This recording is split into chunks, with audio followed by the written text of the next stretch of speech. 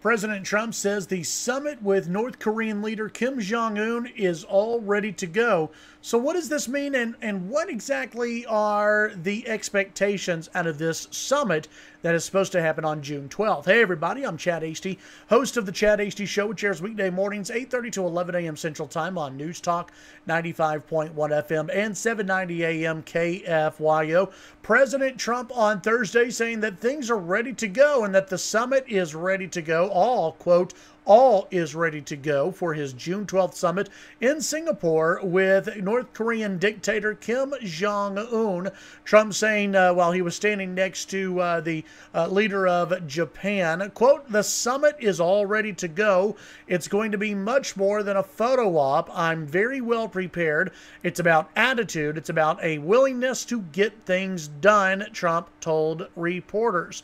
So what does all of this mean? What are the expectations behind this summit?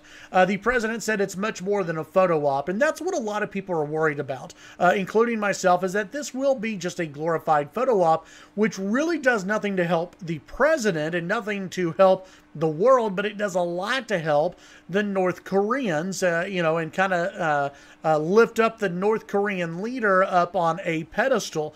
What my hope is that Kim Jong Un and President Trump will meet, and that Kim Jong Un will understand that this president, this U.S. president, more so than any other president that we've seen in a long time, is really serious about North Korea denuclearizing. Now, I don't think Kim Jong Un is ready to denuclearize, but I could be surprised at what will come out of this summit coming up next Tuesday.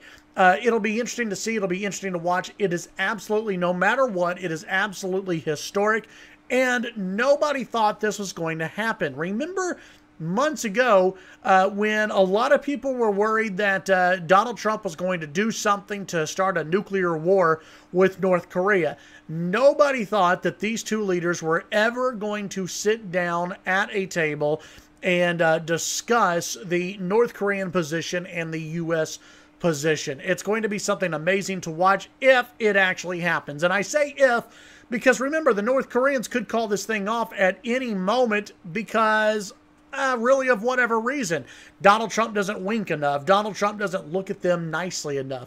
Rudy Giuliani says something stupid. My expectations overall are not too high on this. I fear that it will be a glorified photo op. It would be great to see great to see Trump in his in his great negotiator style and negotiate a deal, but it's going to be a long-term issue with North Korea and the United States, and coming to a real deal, in my opinion.